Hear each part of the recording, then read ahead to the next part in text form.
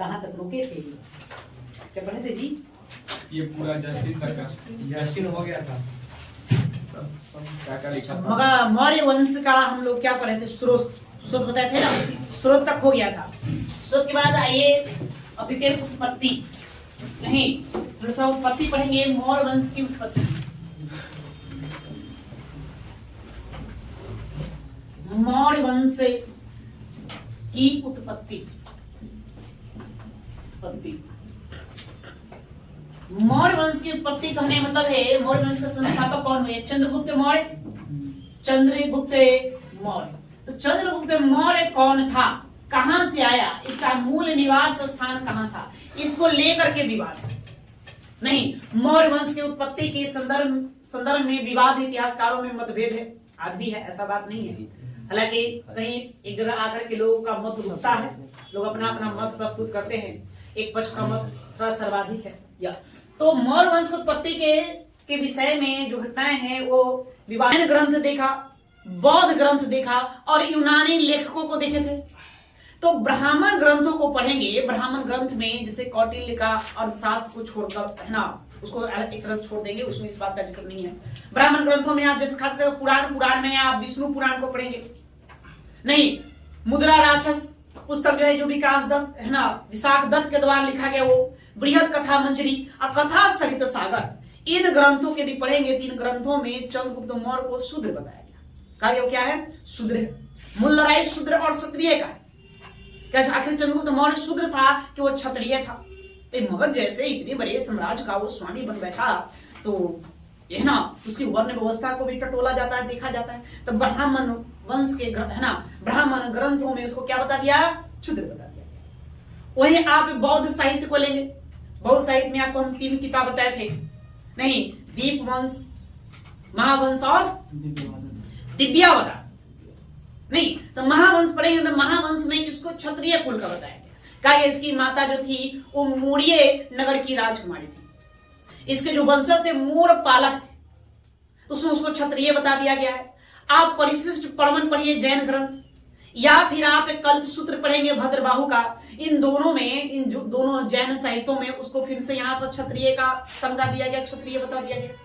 तो ब्राह्मण साहित्य क्या बताता है? शूद्र बताता है। बौद्ध साहित्य क्षत्रिय बताता है और जैन साहित्य क्षत्रिय बताता है। एक आपका यूनानी लेखक है जस्टिन, तो जस्टिन भी इसको शूद्र बताता है। ठीक है, वही एक यूनानी लेखक है स्पूनर, तो स्पूनर इनको पारसिक बताता है, पारसिक बताता है। तो अर्थात हम क्या कर सकते हैं, इनको लेकर के क्या है, विवाद है, उत्पन्न है। लेकिन इतिहासकार का सबसे ज्यादा मत आकर के बौद्ध और जैन साहित्यों पर उठता है।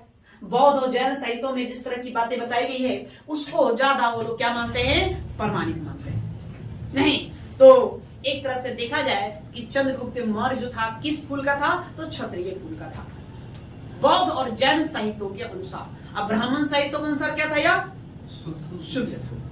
ठीक है, क्या शुद्ध। तो इसी बात को हमको थोड़ा थोड़ा लिख लेना है। ठीक है, इसको ये लिखने का प्रयास लिखेंगे, आपको हेडिंग देंगे मौर्य वंश की उत्पत्ति।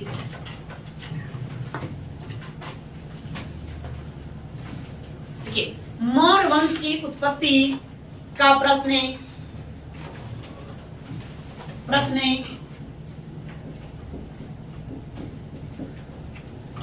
विवादास्पद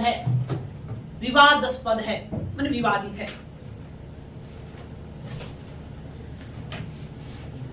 वंश की उत्पत्ति का प्रश्न विवादास्पद है,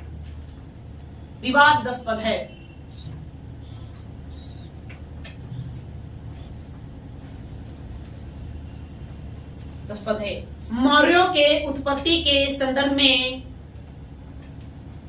मौर्यों के उत्पत्ति के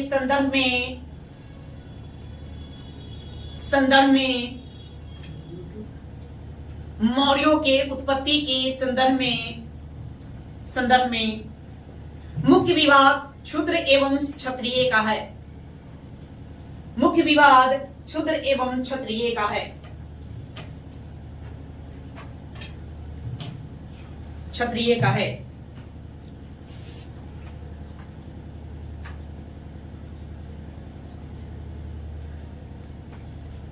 है। अब लिखेंगे ब्राह्मण साहित्य ब्राह्मण साहित्य, साहित्य साहित्य जैसे पुराण, जैसे पुराण, पुराण, पुराण में आप पोस्ट लिख देंगे मुख्यतः विष्णु पुराण, मुख्यतः विष्णु पुराण, पुराण। मुद्रा राक्षस, मुद्रा राक्षस, मुद्रा राक्षस। बृहत कथा मंजरी,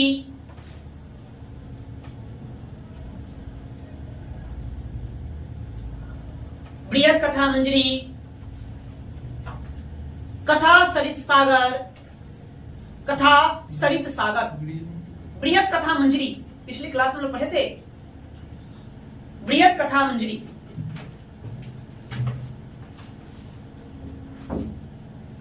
बृहत कथा मंजरी, मंजरी। कौन लेखक है इसके जी?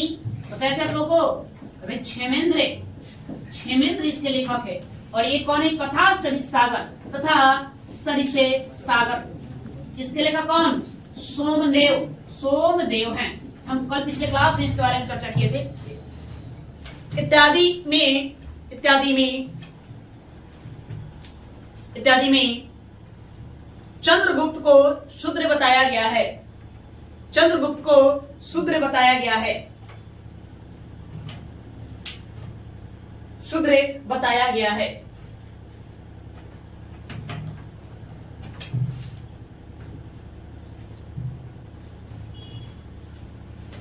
ठीक है, एक बार आगे।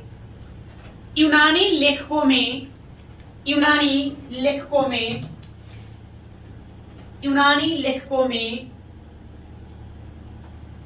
लेखों में जस्टिन, जस्टिन ने भी मौर्यों को निम्न कुल का बताया है, मौर्यों को निम्न कुल का बताया है। यूनानी लेखकों में जस्टिन ने भी मौर्यों को निम्न कुल का बताया है।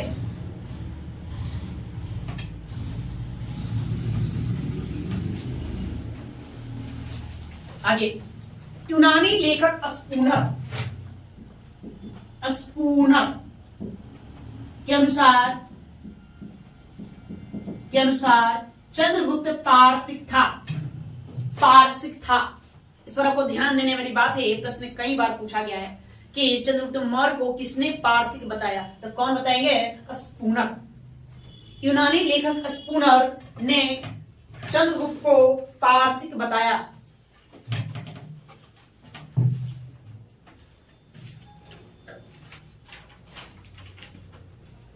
पारसिक बताया।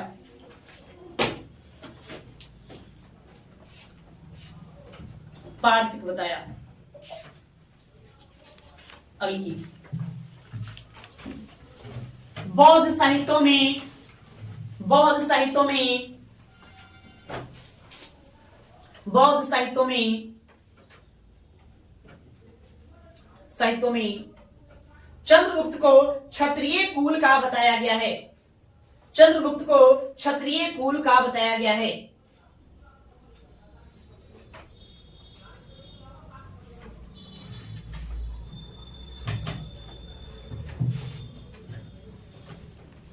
बताया गया है। महावंश में लिखा गया है कि, महावंश में लिखा गया है कि, लिखा गया है कि चंद्रगुप्त, चंद्रगुप्त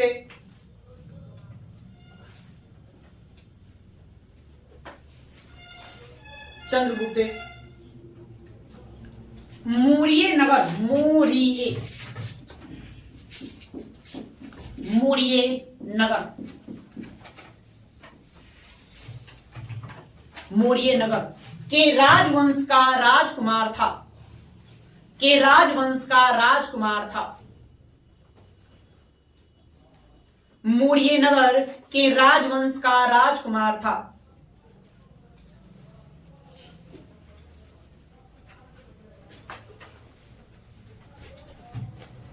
आगे जैन साहित्यों में परिशिष्ट प्रमाण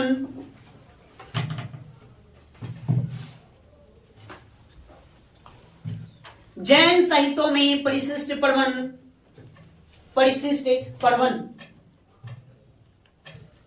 प्रवन और कल्प सूत्र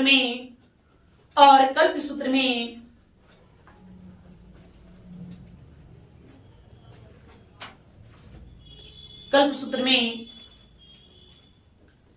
चंद्रगुप्त को क्षत्रिय कुल का बताया गया है।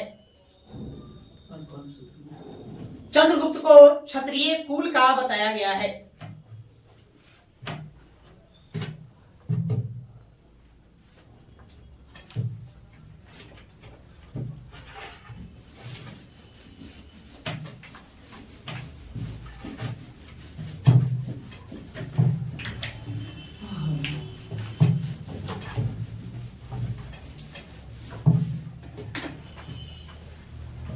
देखो भाई फिर से एक बार देख लीजिए, हमने क्या बताया कि आप विष्णु पुराण पढ़ेंगे। क्या पढ़ेंगे? विष्णु पुराण। तो विष्णु पुराण पढ़ेंगे तो विष्णु पुराण पे एक टीका लिखा गया है।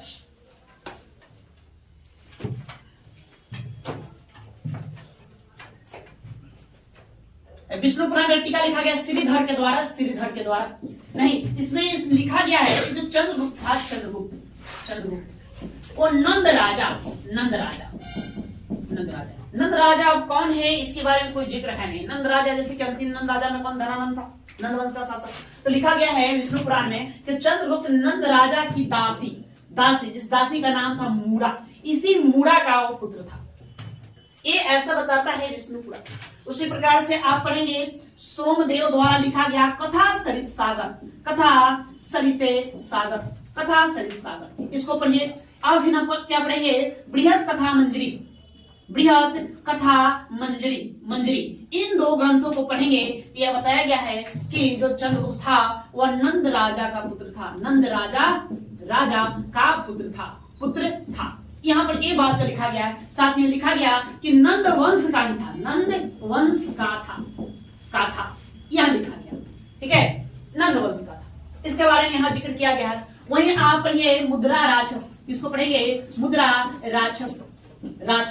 इसमें नंद वंश के पतन की कहानी और मौर्य वंश के उत्थान की गाथा का उल्लेख किया गया है। इसमें भी क्या बताया गया है कि वह निम्न कुल का था। निम्न कुल का था। उसके लिए यहाँ पर वृषल शब्द का प्रयोग किया गया। वृषल का अर्थ ही होता है निम्न कुल। क्या इसमें भी निम्न कुल बताया गया है। वहीं आप जाएंगे पढ़ेंगे बौद्ध साहित्यों में।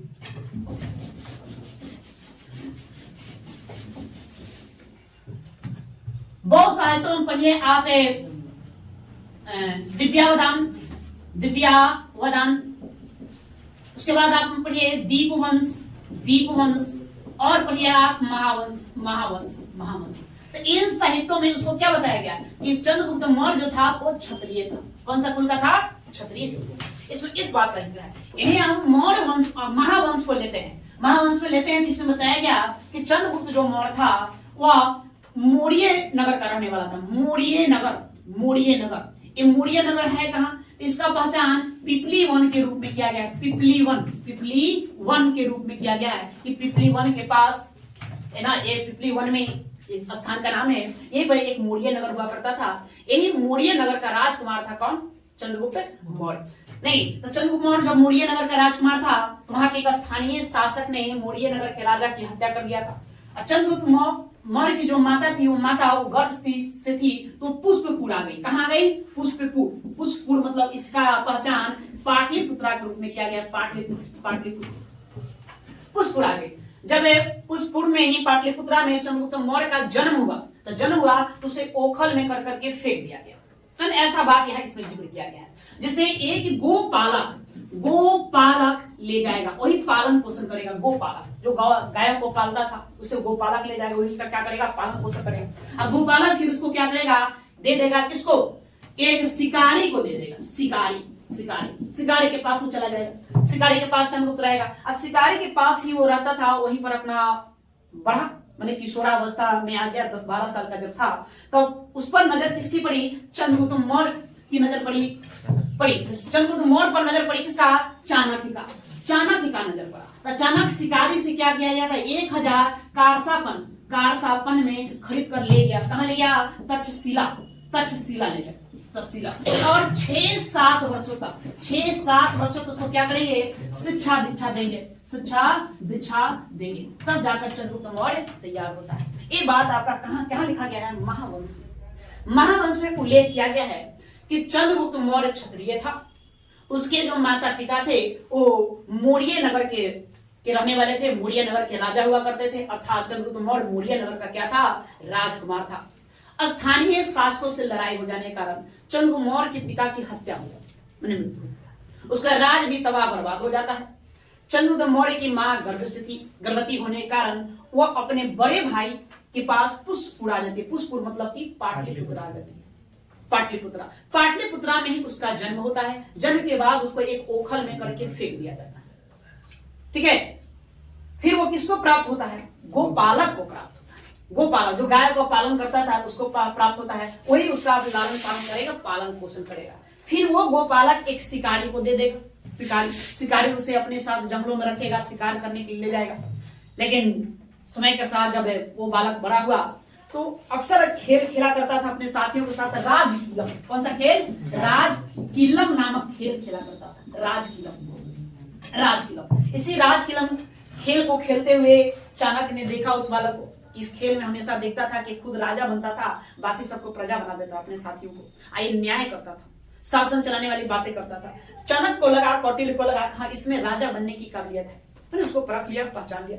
तो चाणक्य क्या करेंगे, 1000 कारसापन मतलब कि चांदी के सिक्के में दे करके शिकारी से उसे खरीद लेंगे और कहां ले जाएंगे, तक्षशिला विश्वविद्यालय में। बाकी अब तक्षशिला विश्वविद्यालय में 6-7 वर्षों का कड़ा प्रशिक्षण दिया जाएगा। हर तरह का उसको शिक्षा दिया जाएगा, शास्त्रों का ज्ञान दिया जाएगा, अस्त्र शस्त्र चलाने का ज्ञान दिया जाएगा। तब जाकर चंद्रगुप्त मौर्य क्या होगा, तैयार होगा। इसकी पुष्टि कौन करता है, महावंश करता है। साथ में इतिहासकार अब क्या करते हैं, अब जाएंगे लौरिया नंदनगढ़,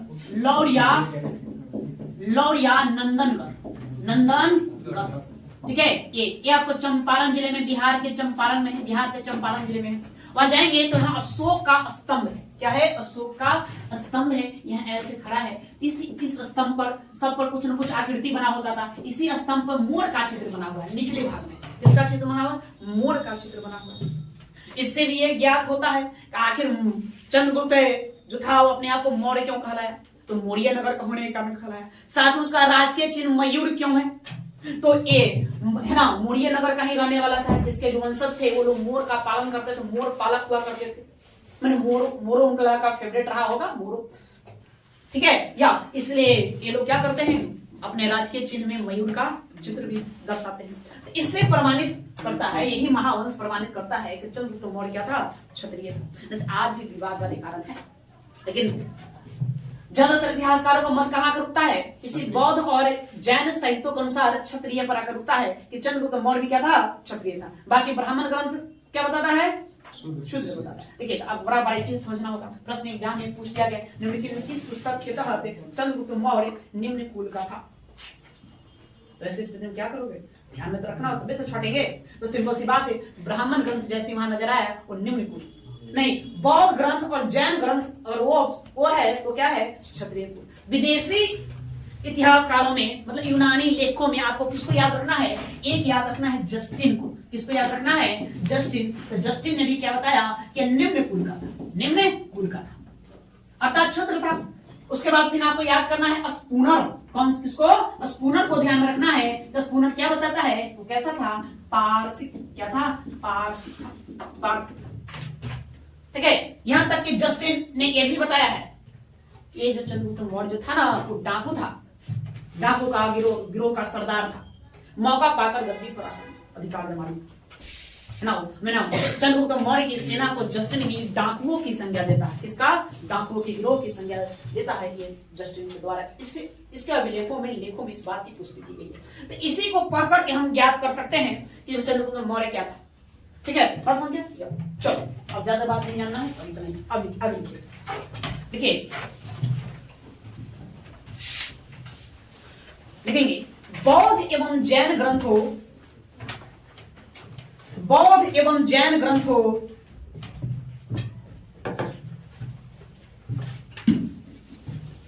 बौद्ध एवं जैन ग्रंथों के प्रमाण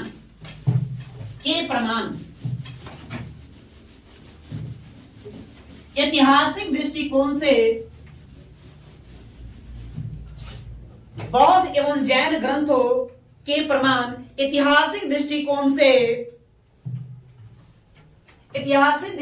से सर्वाधिक महत्वपूर्ण है। सर्वाधिक महत्वपूर्ण है।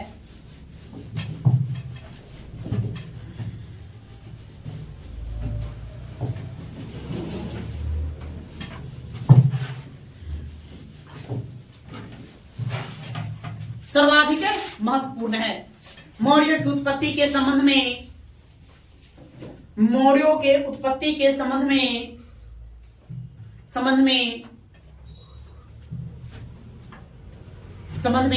आज का अधिकांश विद्वान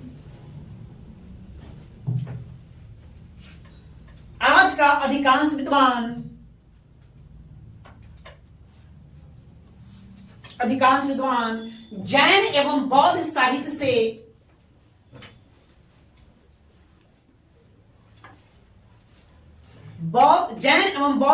से सहमत हैं।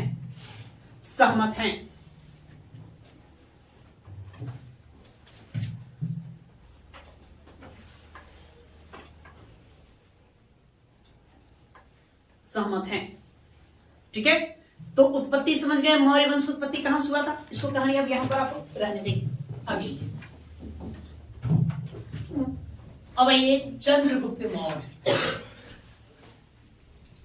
अब आप लोग शीर्षक देंगे चंद्रगुप्त मौर्य और मौर्य की गाथा।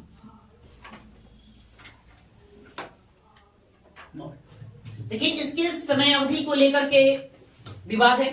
2 डेट देता है, कहीं ना कहीं आपको मिलेगा 322 ईसा पूर्व, 322 ईसा पूर्व में गद्दी पर बैठा नहीं, अब 298 ईसा पूर्व तक वह रहा।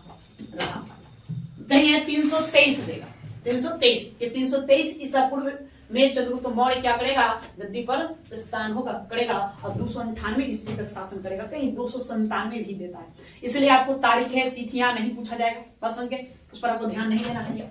तो चलो भाई, चंद्रगुप्त मौर्य की कहानी। तो मौर्य की कहानी आप जान ही रहे हैं।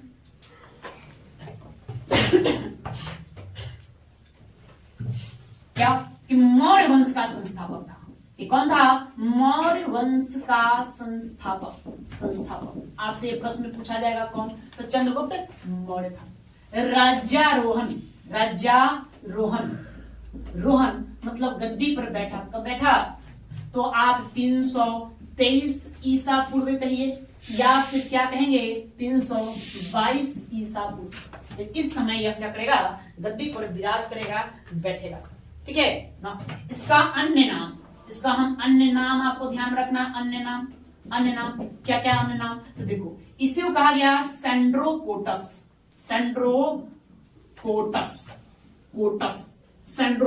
कहा गया है। तो सेंड्रोकोटस कहने वाला विद्वानों में आपको याद रखना है कि स्ट्रैबो, एरियन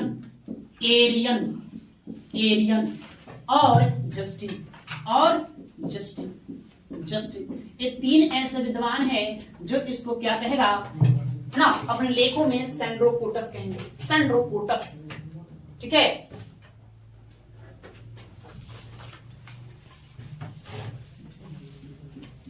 एंड्रोकोटस, इसी का नाम एंड्रोकोटस में मिलेगा। तो एंड्रोकोटस कहने वाला है एपियानस और प्लूटार्क।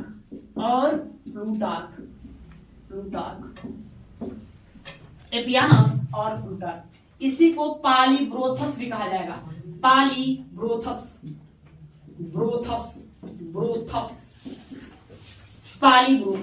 तो पालीब्रोथस कहने वाला विद्वान है स्ट्रैबो इसको 2 नाम से संबोधित करेगा, एक सेंड्रोकोटस और दूसरा पालीब्रोथस। इसी का एक नाम और आपको देखने को मिलेगा,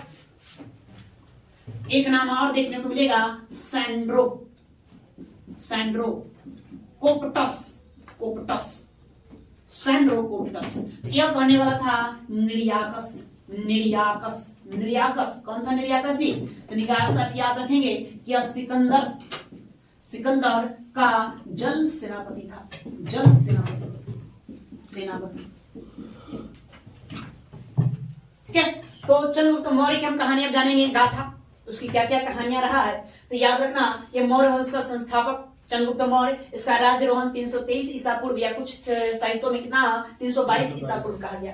अन्य नामों में इसको क्या कहा गया? सैंड्रोकोटस। जैसे कि स्ट्रैबो, एलियन और जस्टिन, इन तीन यूनानी विद्वानों का आप लेखों को पढ़ेंगे तो वहां पर क्या नाम मिलता है? सैंड्रोकोटस नाम मिलता है। ठीक है, वहीं पर एंड्रोकोटस, एपियानस और प्लूटार्क के दो विद्वानों के साहित्यों में इसका नाम क्या मिलता है? एंड्रोकोटस। इसी का नाम पालीब्रोथस मिलता है, पाटलिपुत्रा का रहने वाला। ठीक है, ऐसे पालीब्रोथा किसको कहा गया? पाटलिपुत्रा को कहा गया, उसे पालीब्रोथस। ये स्ट्रैबो अपने लेखों में एक और नाम उसको देता है, पालीब्रोथस। सैंड्रोकोप्टस, देखो कुछ नहीं, थोड़ा सा इमेंटा लगा हुआ है, सैंड्रोकोप्टस ये नाम देगा निर्याकस के द्वारा। निर्याकस जो सिकंदर का जल सेनापति था, इसी ने इसका नाम सैंड्रोकोप्टस कहा। ठीक है, अब देखिए, अब यहाँ से इस बात की आपसे प्रश्न पूछा जाएगा, कौन वो विद्वान था जो इस बात की पुष्टि करेगा कि सैंड्रोकोप्टस चंद्रगुप्त मौर्य का ही नाम है? अब तो अपना लिख के जाएंगे, कोई होना चाहिए ना पुष्टि करने वाला। कौन पुष्टि किया कि एंड्रोकोटस एंड्रोकोटस भी चंद्रगुप्त मौर्य का ही नाम है? तो है ना, पालीब्रोथस भी चंद्रगुप्त मौर्य का ही नाम है। ये तीनों ध्यान रखना है, ये तीनों नाम की पुष्टि करने वाला है विलियम जोन्स। कौन है? विलियम जोन्स ने ये बताया कि तीनों नाम किसका है? चंद्रगुप्त मौर्य का है। कब बताएगा जी? तो 1791 ईस्वी में, 1791 ईस्वी विलियम जोन्स 18वीं सदी के इतिहासकार हुआ, विद्वान हुआ। या कहां बताया? एशियाटिक सोसाइटी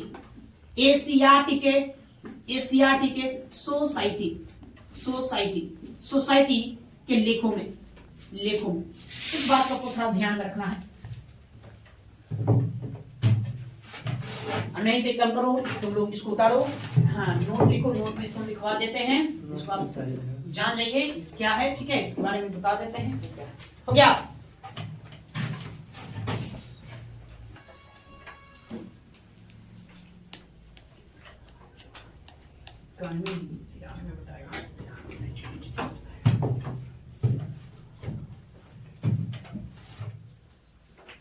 हो गया जी, लिखो तो नोट में लिखो तो। सर्वप्रथम 1793 ईस्वी में ऐसे लिखेंगे, क्या लिखे? सर्वप्रथम विलियम जोन्स ने, देखो सर्वप्रथम विलियम जोन्स ने 1793 93 लिखेंगे, 1793 ईस्वी में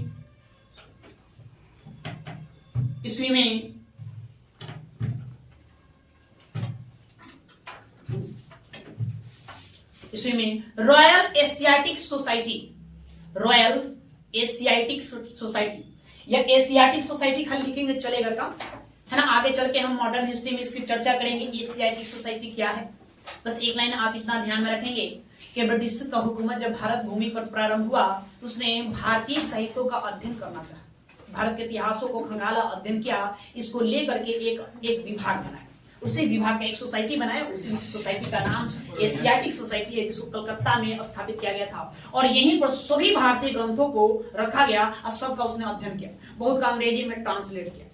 अब देखो, जहां आपको शासन करना है वहां की आपको सभ्यता संस्कृति को जानना पड़ेगा, नहीं वहां के लोग कैसे हैं, वहां की भाषा, रहन सहन, बोली, खान पान, इन सब के बारे में आपको जानना होगा।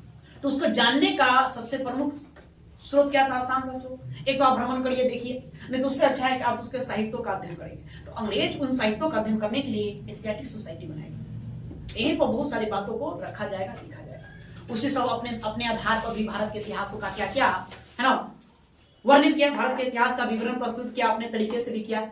ये लिखो, सर्वप्रथम विलियम जोन्स ने 1793 ईस्वी में रॉयल एशियाटिक सोसाइटी के सम्मुख बताया कि ये तीनों नाम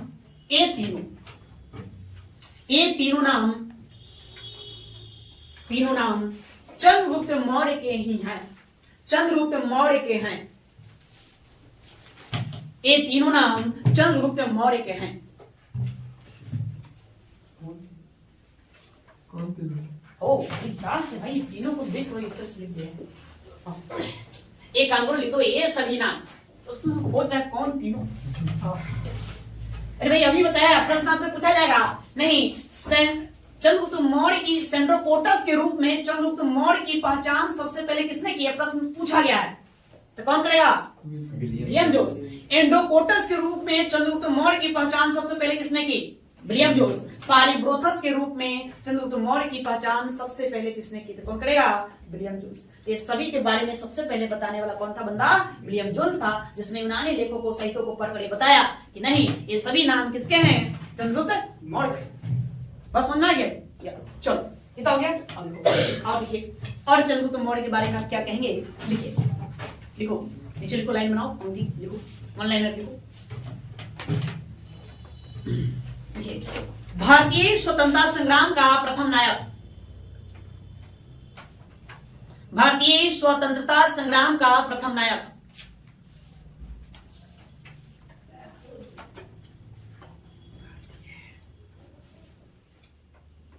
दूसरा लिखिए, भारत का मुक्तिदाता, भारत का मुक्तिदाता।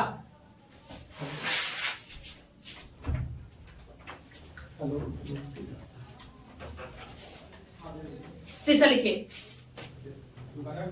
तीसरा, यूनानियों को परास्त कर, यूनानियों को परास्त कर, यूनानियों को परास्त कर सबसे पहले भारत का राजनीतिक एकीकरण किया।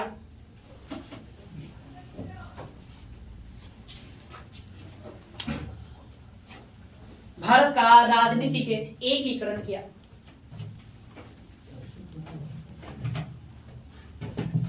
आपसे प्रश्न पूछा जाएगा है ना कि भारत का प्रथम स्वतंत्रता संग्राम, भारत का प्रथम स्वतंत्रता संग्राम के नायक किन्हें कहा जाएगा, तो क्या नाम दोगे? चंद्रगुप्त मौर्य को। भारत का मुक्तिदाता किसको कहा जाता है? चंद्रगुप्त मौर्य। क्यों कहा जाता है, बस एक लाइन में जानेंगे। यूनानियों को भारत से क्या क्या खदेड़ कर बाहर कर दिया, इसीलिए इसको क्या कहा गया? भारत का मुक्तिदाता कहा गया। वह यूनानियों को भारत भूमि से खदेड़ने के बाद इसने संपूर्ण भारत का दौरा किया। प्लूटार्क लिखता है, क्या क्या लिखता है पढ़ेंगे प्लूटार्क के बारे में, है ना। इसने संपूर्ण भारत का दौरा किया और सभी भारतीय प्रांतों को एक सूत्र में बांधने का काम किया, मतलब राजनीतिक क्या क्या एकीकरण किया। तो इन सभी बातों का आपको ध्यान में रखना है, जहां से प्रश्न बनते हैं। क्लियर है? चलो अब आओ आगे। चंद्रगुप्त मौर्य एक कंप्लीट हो, आप लोग शीर्षक दिए चंद्रगुप्त मौर्य का या प्रारंभिक जीवन लिखो। लिखो प्रारंभिक जीवन, इसके प्रारंभिक जीवन के बारे में थोड़ा सा आप लोग जान लीजिए, आप लिख लेंगे।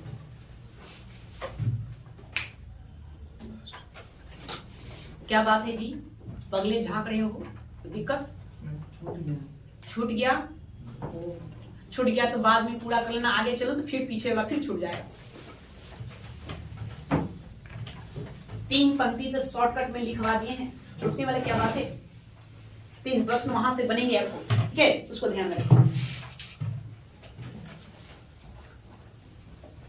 चंद्रगुप्त मौर्य का प्रारंभिक जीवन थोड़ा हम जानेंगे। लिखे प्रारंभिक जीवन, लिखें जान लो शुरुआती दौर में क्या है। तो देखिए ये बातें हम आपको लिखवाएंगे, तो हम लिखवाएंगे किसके आधार पर, तो महावंश के आधार पर। किस वंश के आधार पर? महावंश।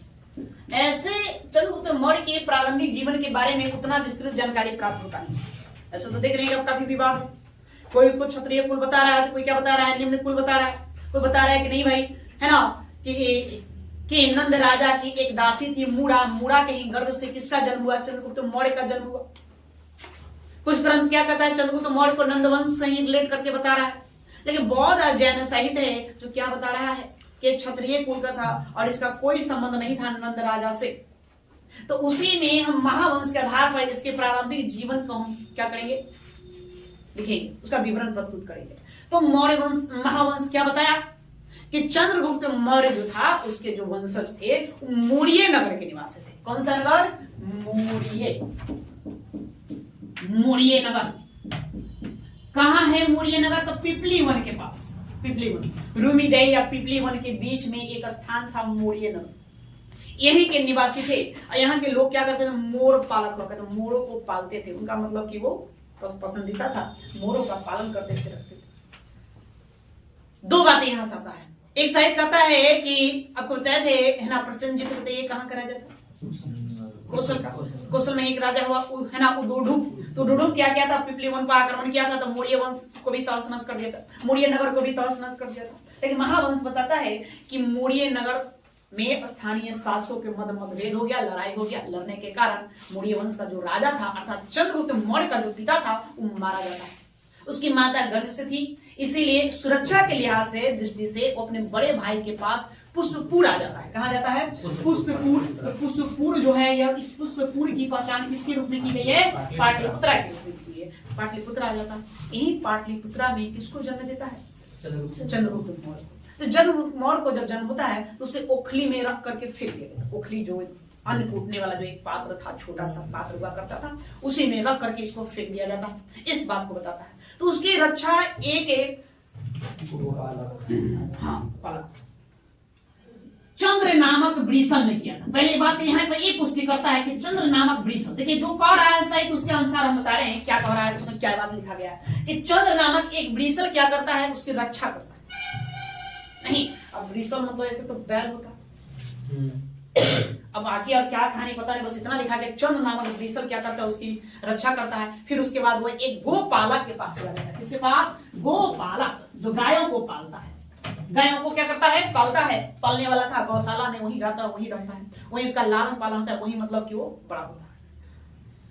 जब बालक के रूप में था तो उसको एक शिकारी को दे दिया गया और इस शिकारी के पास रहेगा। तो शिकारी के पास ही वो अपने किशोरावस्था में प्रवेश करेगा, मतलब कि 10-12 साल का अवस्था में वहां पर वो चला जाएगा। वो जो बालक जो था अक्सर एक खेल खेला करता था अपने साथियों के साथ। खेल का नाम भी पूछा गया है, तो नाम क्या है? राजकीलम। राजकीलम कहिए या राजकिल्लम, कोई दिक्कत नहीं है, राजकीलम। ठीक है। एपीएससी का नाम किस किताब में? राजकीरा लिखता है। क्या लिखता है? राजक्रीड़ा। राजक्रीड़ा कि राजक्रीड़ा नामक वो खेल को क्या करता था? खेलता था, जिसमें खुद राजा बनता था, बाकी अपने साथियों क्या बना देता?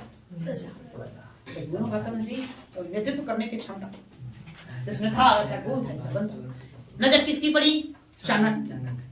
विष्णुगुप्त कहिए, कौटिल्य कहिए, चाणक्य कहिए, उसकी नजर पड़ी। वही क्या किया? इसको कहाँ ले गया? तक्षशिला ले गया। तक्षशिला में ही वो उसका लालन पालन हुआ, मतलब शिक्षा दिशा दिया गया नहीं।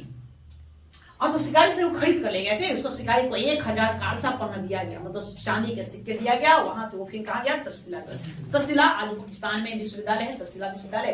तक्षशिला विश्वविद्यालय के बारे में बताया जाता है कि राम के भाई भरत के पुत्र का नाम था तक्ष। उसी तक्ष ने उस विश्वविद्यालय का स्थापना किया जिसका वर्तमान में आज नाम तक्षशिला है। दुनिया का पहला विश्वविद्यालय माना जाता है तक्षशिला विश्वविद्यालय। आज भी उसकी संरचना देखेंगे, बड़ा ही अद्भुत संरचना है।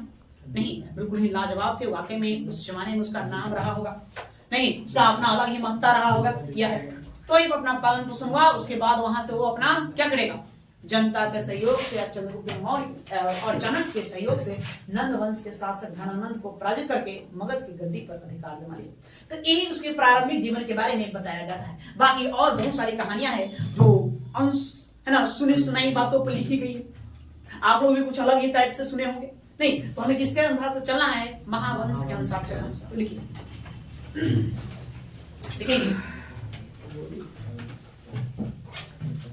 देखिए बौद्ध साहित्य एवं जैन साहित्यों में, बौद्ध एवं जैन साहित्यों में, एवं जैन साहित्यों में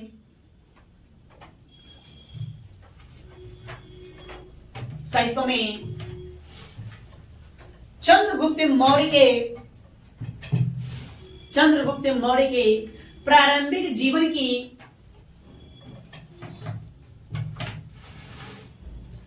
जीवन की विस्तृत व्याख्या या वर्णन मिलता है। विस्तृत व्याख्या या वर्णन जो भी लिखना लिखो मिलता है।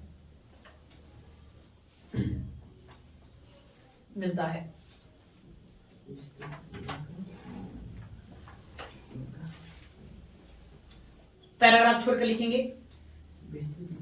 विस्तृत विवरण मिलता है। आगे और भी जोड़ लिया करो, जरूरी नहीं हम जो बोले वही लिखना है।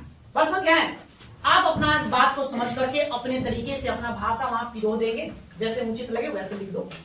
पैराग्राफ छोड़ के लिखेंगे। देखिए, महावंश के अनुसार महावंश के अनुसार चंद्रगुप्त की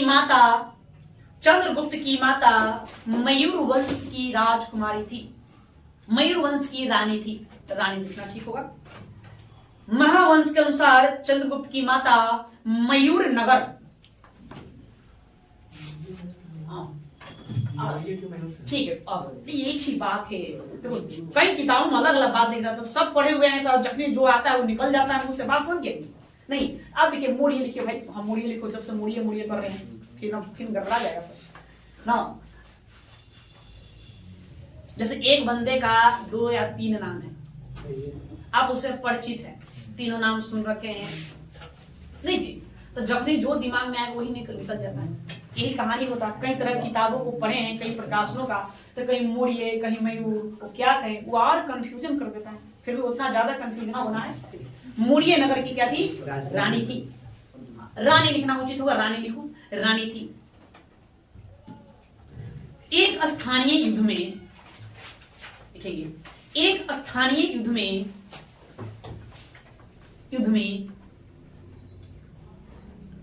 वहां के राजा, एक स्थानीय युद्ध में वहां के राजा की मृत्यु हो जाने के बाद, वहां के राजा की मृत्यु हो जाने के बाद, वहां के राजा की मृत्यु हो जाने के बाद, एक स्थानीय युद्ध में वहां के राजा की मृत्यु हो जाने के बाद, तो मृत्यु यहाँ पर वो राजा के बारे में कौन, किसको बताया जा रहा है? एक राजा की मृत्यु तो किसको कहा जा रहा है? चंद्रगुप्त मौर्य के पिता के बारे में बताया जा रहा है ना। मृत्यु हो जाने के बाद, कौमा 2, गर्भवती रानी सुरक्षा के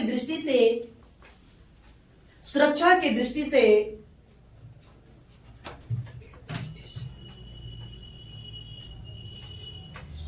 अपने भ्राता के पास पुष्पपुर चली आई। अपने भ्राता के पास पुष्पपुर चली आई।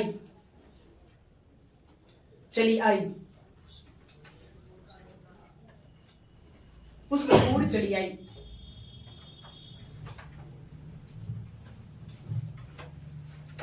रानी ने पुत्र, कौन पुत्र? चंद्रगुप्त। उसमें लिखो चंद्रगुप्त को जन्म देने के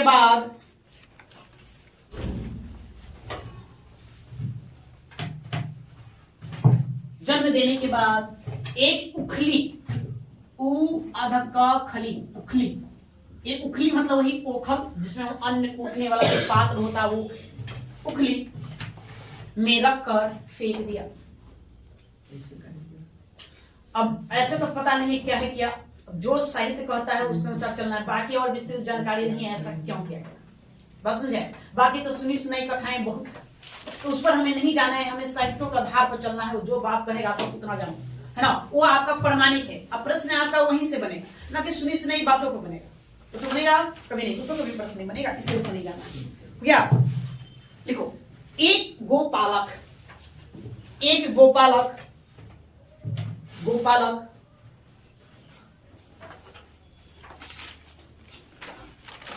उस बालक को ले गया। एक गोपालक उस बालक को ले गया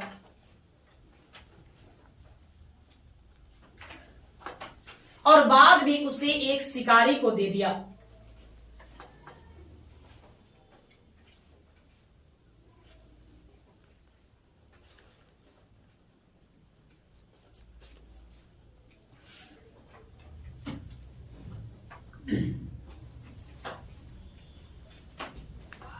ठीक है, अब पैराग्राफ था बदलेंगे, शिकारी के पास रहते हुए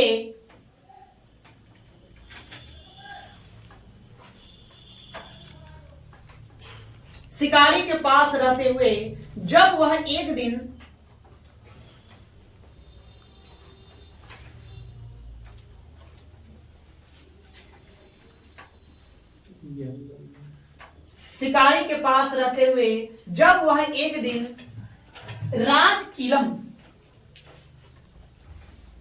राजकीलम नामक खेल खेल रहा था।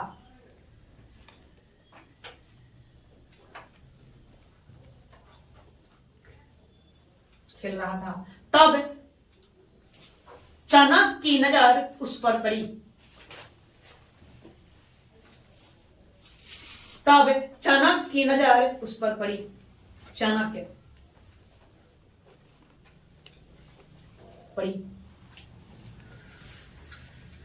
चाणक्य ने 1000 कारसापन, लिखेंगे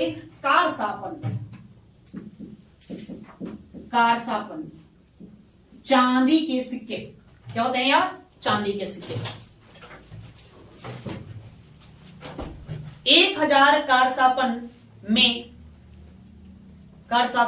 में शिकारी से उसे खरीदकर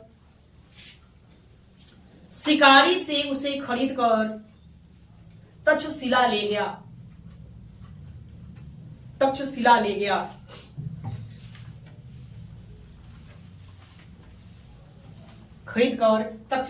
गया।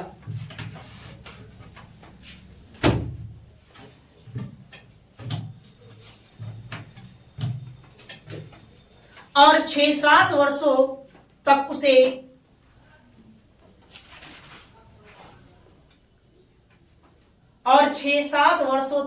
उसे मतलब चंद्रगुप्त को उसे सभी प्रकार के शिक्षा दीक्षा प्रदान की गई।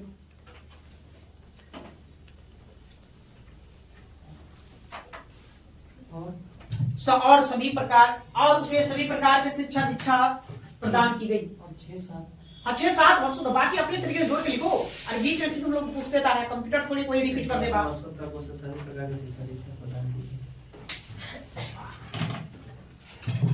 बस समझ गया जी? कहानी है। यहाँ से पूछने वाला प्रश्न क्या? 2 प्रश्न जो भी तरीके एग्जाम में पूछा है। एक, राजकीलम कौन सा खेल खेल रहा था? राजकीलम। दूसरा, नहीं, कितने कारसापर्ण में खरीदा? 1000 कारसापर्ण में खरीदा था। ये 2 प्रश्न आपके परीक्षा में आ चुके हैं। यहाँ से इन 2 बातों पर ध्यान में रखना है। अच्छा, एक प्रश्न और पूछा जाएगा। प्रश्न ऐसे सिविल सर्विस में प्रश्न पूछा गया, खासकर छत्तीसगढ़ पीसीएस पूछ चुका है कि चाणक्य ने चंद्रगुप्त मौर्य को शिक्षा दीक्षा क्यों दिया? क्या कारण? उसमें उसे राजा का गुण और बदला लेना। अच्छा, बदला लेना, ठीक है। चलो, ठीक, एक काम उसको भी लिखिए।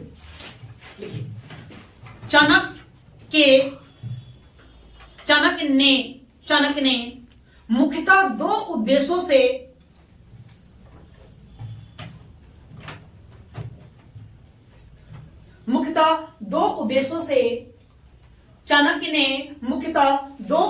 से चंद्रगुप्त को दीक्षित किया था।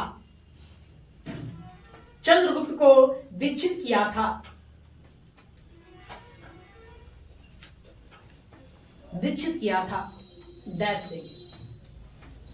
आप लोग सीरियल देखे होंगे चंद्रगुप्त मौर्य, नहीं दिखा? आगे चलता है नहीं? उधर के बच्चे चर्चा करते थे क्या चल रहा है। हम 1-2 एपिसोड देखे थे, ठीक है? उसमें बड़ा ही कई तरह के परीक्षा लेता है ना जी। पहली बार चाणक्य जाता है तो उसको क्या करता है? बालक कहता तुमको पत्ता चुनना है। ये विशाल का वृक्ष था, पीपल या शायद बरका पेड़, जो भी है, सीरियल में दिखाया गया है। कहा गया कि आपका ड्यूटी है कि ना, ये पत्ता देख, पत्ता गिरेगा तो पत्ता धरती पर गिरने से पहले उसको क्या करना है? ऊपर ही पकड़ लेना है, रोक लेना है। नहीं, तुमको सुबह से शाम यही आज करना है। अगर तुम पत्ता वो धरती पे गिर गया तो फिर अगले दिन करना है। अगर 2 गिर गया तो फिर 2 दिन और तुम्हारा टाइम बढ़ जाएगा। तो परेशान रहो। 6 महीना उसको लगा। 6 महीना के में वो कंप्लीट हो गया पूरी तरह से। उसको वृक्ष पर ही सोना था, वृक्ष के टहनी पर सोना था। रोज सोता था, बेचारा नीचे गिर जाता। करे नहीं सो था कि आप अगर उसमें सफल नहीं हुए है ना, तो उस वृक्ष की टहनी पर ही सोना है। रोज सोता था, रोज गिरता। परेशान हो गया वो कि कौन काम में रहा। सबके पढ़ा रहे हैं, शास्त्र का ज्ञान है, तलवार चलाना सिखा रहे हैं, नहीं भाला फेंके लगे और ये पत्ता चुनवा रहे हैं। माइंड को कांस्टेंट करने के लिए सिखा रहे पहले, ध्यान लगाने के लिए। माइंड को जब तक स्थिर नहीं करोगे कुछ नहीं होगा, ठीक है। माइंड को स्थिर करना, संतुलन में तेरे ब्रिज के टॉयलेट में संतुलन, खुद को अपने बॉडी को संतुलित कर देना जी। टहनी को सोना, गिरते गिरते तो मैंने उस सीरियल में वो बातें पढ़े हैं और कहीं देखे नहीं। ऐसे बहुत सारी गाथाएं हैं चंद्रगुप्त मौर्य से संबंधित, और कई तरह की परीक्षा लेंगे, पूरी तरह से उसको क्या करेंगे, शिक्षित करेंगे। इनका दो उद्देश्य था मुख्यतः, और ये उद्देश्य मुख्यतः कितना उद्देश्य था, दो। एक, उत्तर पश्चिमी सीमा पर भी यूनानी लोग आ गए थे, उसको खदेड़ कर बाहर कर देना, और दूसरा नंदवंश का विनाश कर देना, विनाश कर देना। तो अपमानित कर करके उसको क्या किया गया था, धनानंद अपने राज दरबार से बाहर फेंकवा दिया था। तो ये मुख्य दो उद्देश्यों की पूर्ति को लेकर के चाणक्य जैसे महान विद्वान कहिए उस पंडित को एक योद्धा की जरूरत थी। वो योद्धा इसमें नजर आया, चंद्रगुप्त में नजर आया, इसलिए वो चंद्रगुप्त को अपने पास ले गया, साथ ले गया, उसको सभी तरह के शिक्षा दीक्षा दी, ठीक है। तो कहते चंद्रगुप्त मौर्य कितना महान, ऐसी नहीं तो कितना कष्ट रहा जी, काफी कष्ट रहा, बहुत सारी है ना, प्रताड़ना तो ना कहीं उसको, मतलब ट्रेनिंग का हिस्सा था, प्रशिक्षण का हिस्सा था जो चाणक्य के द्वारा दिया गया, काफी कष्ट सहना पड़ा, तब जाकर के वो अपने आप को उस लायक तैयार कर पाया, है ना। 5-6 साल समय देना, तो किसी काम में माहिर होने के लिए आपको समय देना होगा, मन लगाना ना जी। हम लोग मतलब कि 2-3 महीना पढ़ के सोचते हैं कि विद्वान होगा, और तो एग्जाम पार कर देंगे, मन से समय देना पड़ेगा उसको ना, अपने आप को समर्पित कर देना पड़ता है उसके प्रति। जो आपके उद्देश्य है उस उद्देश्यों की पूर्ति के लिए क्या करना होगा, खुद को समर्पित कर देना होगा। जब तो समर्पित नहीं करोगे तब तक नहीं। पहली प्राथमिकता अपने उद्देश्य की पूर्ति करने में लगाओ, बाकी जो प्राथमिकता है बाद में देखेंगे। पहली प्राथमिकता हम लोग क्या होगा, सुबह होगा तो पहली प्राथमिकता नाश्ता करना होता है ना, भोजन होता है ना जी, सुबह फिर तब काम कर लेंगे। फिर जैसे रात्रि होगा तो पहली प्राथमिकता होता है विश्राम करना। दिमाग तो यही कहता है कि रात मतलब विश्राम ना जी, कहता है ना। अब उस दिन संडे है तो फिर लोग पढ़ाई लिखाई हो गया, दिमाग कहता है रविवार है आज मौज करो यार, पढ़ना क्या, दिमाग तो कभी करे। आज फेस्टिवल आया तो पक्का नहीं, आज तो त्योहार का समय है, आज क्या पढ़ना है, ठीक है, आज तो मौज करना है, ऐसा कुछ नहीं होता है ना। सारा कुछ दिमाग का खेल है ना, दिमाग को जिस तरह से फिट कर लो वही होगा। तो इसको लिखो, पहला लिखिए, यूनानी शासक से देश को मुक्त कराना।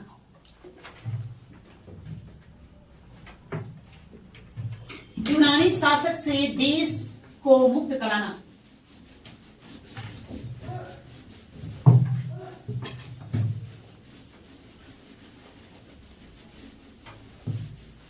दूसरा, नंदवंश का उन्मूलन, वही नाश विनाश उन्मूलन।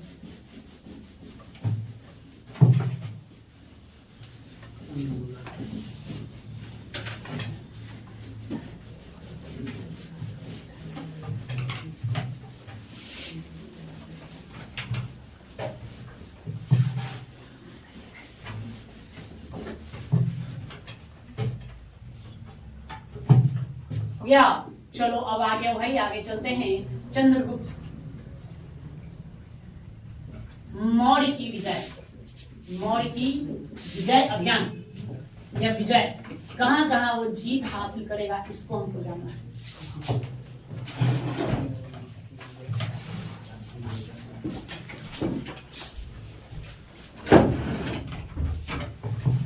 या चंद्रगुप्त मौर्य की विजय, पहले हम लिखेंगे मगध का विजय, मगध की विजय, मगध की विजय।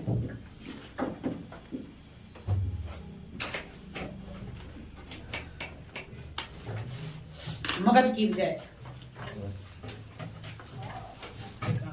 ठीक है। उसके विजय अभियानों में हम मगध की विजय देखेंगे, फिर सेल्यूकस निकेटर के विरुद्ध का विजय देखेंगे, उसके बाद अन्य विजय में देखेंगे वो दक्षिण भारत का दौरा किया, पश्चिम भारत का दौरा किया, पूर्वी भारत का दौरा किया, उन सभी राज्यों को जीता और उसको एक सूत्र में बांधा।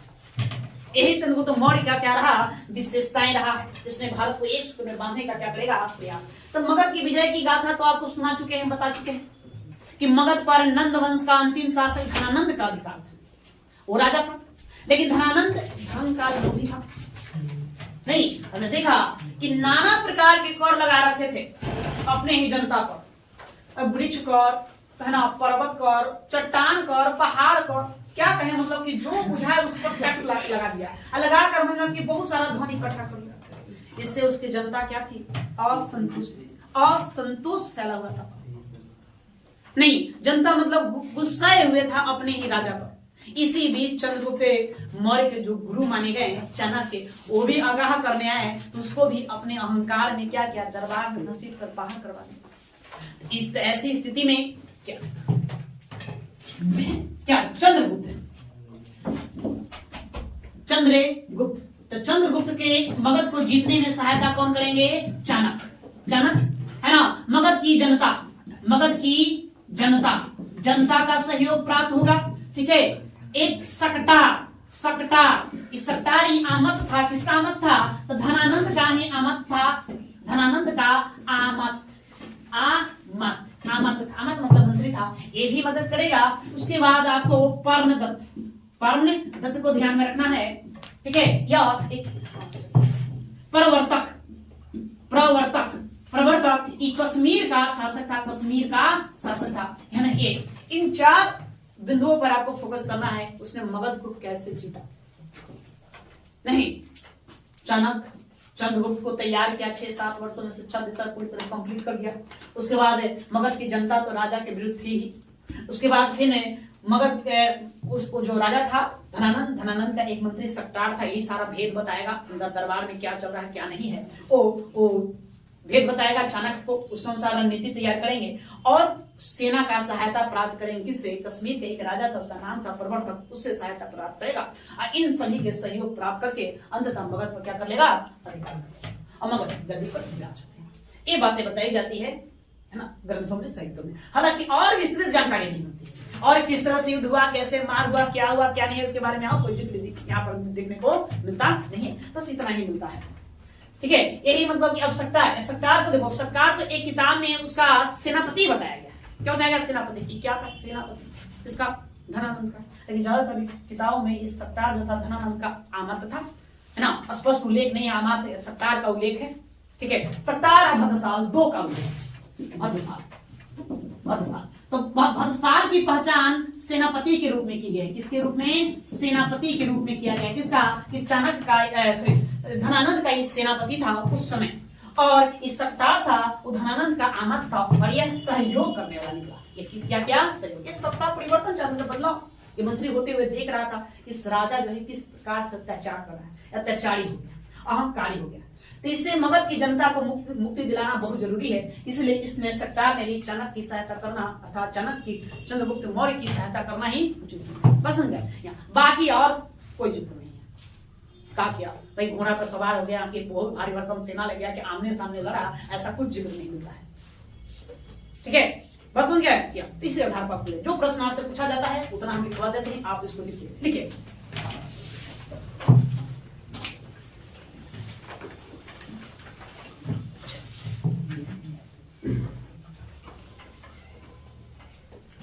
एक प्रश्न आपसे सबसे पहले पूछेगा कि चंद्रगुप्त मौर्य ने सबसे पहले किसको विजिट किया, पंजाब एवं सिंध, मगध, सिलिकस निकेटर, है ना, दक्षिण भारत, पश्चिम भारत, इस तरह से आपको ऑप्शन में रहेगा। क्या, तो पंजाब और सिंध को सबसे पहले जीता। पहले बात को समझेंगे, मगध का विजय नहीं करे, पंजाब और सिंध को सबसे पहले जीता, सबसे पहले उसी को जीता। एक किताब है महाबोधि वंश।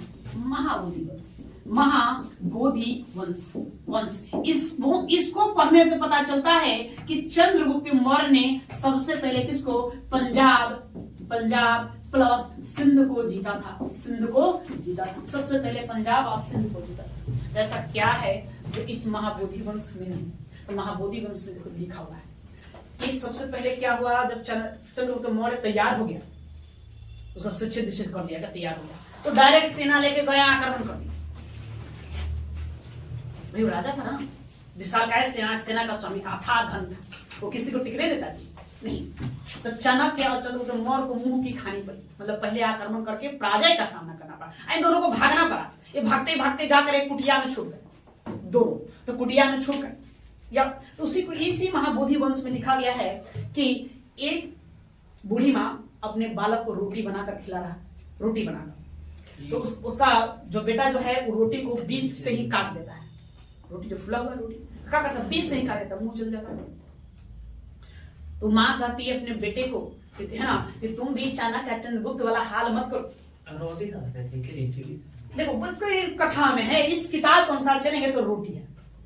ऐसी कहानियां बहुत सारी देखने को मिलती है, उसमें क्या चलोगे, बस हो गया नहीं। उसको तो सीधी अनुसूतिया कहते हैं, मतलब सुन सुनकर तो सुनने में, सुनकर फिर सुनाने में तो क्या करता है, प्लस प्लस करते जाता है, तो खीरो बन जाए, है ना। हाँ यार भुला गए भाई, खीर खा के खिचड़ी खा, तो अपना वहां कर देंगे ना जी, तस्मैयो बता सकते हैं वहां क्या है नहीं। तो महाबोधि वंश के चलोगे तो वहां किसका रोटी का जिक्र किया गया है। जो रोटी होता है, रोटी है ना, कि बूढ़ी माँ अपने बेटे को रोटी बनाकर खिला रहा है, गरम गरम रोटी वहां पर जैसे ही मिलता है उसका बेटा मुंह से ही काट देता है, बीच का ही बात।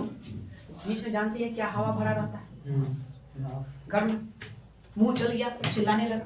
तो माँ कहती है अपने बेटे को, नहीं कि तुम भी चंद्रगुप्त मौर्य चाणक्य वाला हाल मत करो, एक एक बीच ही आक्रमण करते रहे।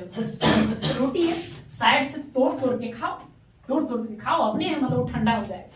यही बात चाणक्य और चंद्रगुप्त मौर्य को समझ में आती है। दोनों उसी झोपड़ी में थे, छुपे हुए, तो सुने ये महाबोधि वंश बात का जिक्र किया गया।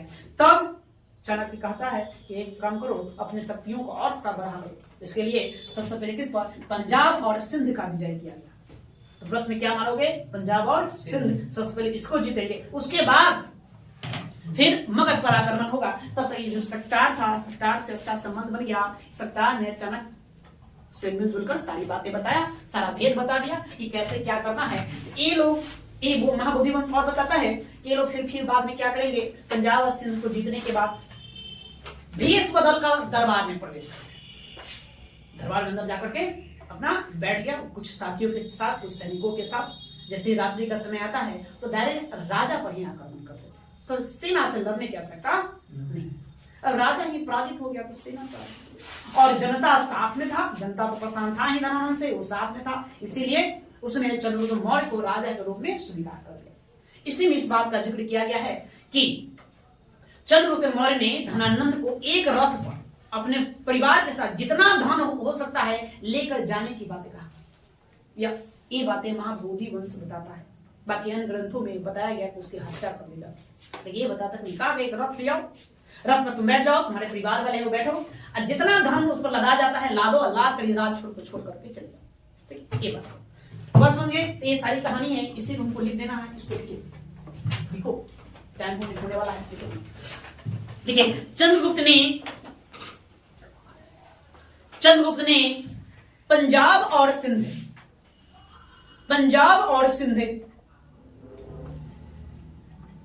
चंद्रगुप्त ने पंजाब और सिंध को जीतने के बाद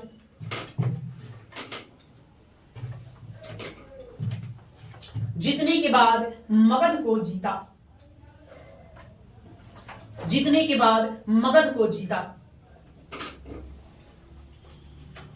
को जीता, उस समय मगध का शासक धनानंद था।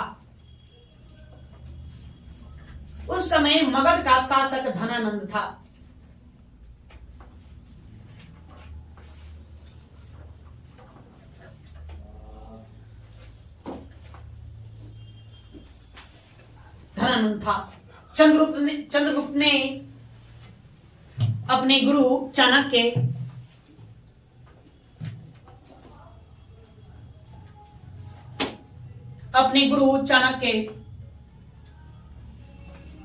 और मगध की जनता से सहयोग प्राप्त कर अपने गुरु चाणक्य और मगध की जनता से सहयोग प्राप्त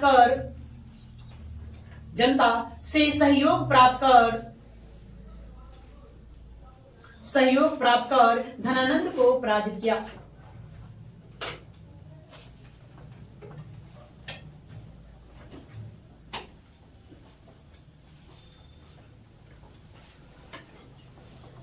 इसमें कश्मीर के शासक प्रवर्तक नाम ध्यान में रखेंगे, प्रश्न आया हुआ एग्जाम में कि मगध को जीतने में चंद्रगुप्त की सहायता किसने की थी, तो कौन करेगा, प्रवर्तक। कश्मीर के शासक प्रवर्तक, इसमें कश्मीर के शासक प्रवर्तक और तब नाम है था सर। हाँ, नाम प्रवर्तक तो क्या है? अरे कश्मीर शासक प्रवर्तक तो क्या है कि क्या लग रहा है? ऐसे नाम देखा नहीं इतिहास के पन्नों में, काका नाम होता है, लिखो। दूसरा बदलने वाला तो बताते हैं। इसमें कश्मीर के शासक प्रवर्तक और धनानंद के एक अमात्य, धनानंद के एक अमात्य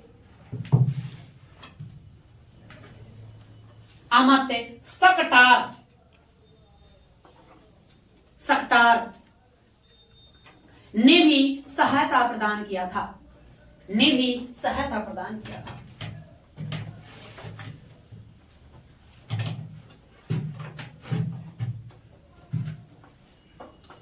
ठीक है, तो आज के लिए इतना ही रहने देते हैं, बाकी कहानी हम फिर अब अगली क्लास में देखेंगे।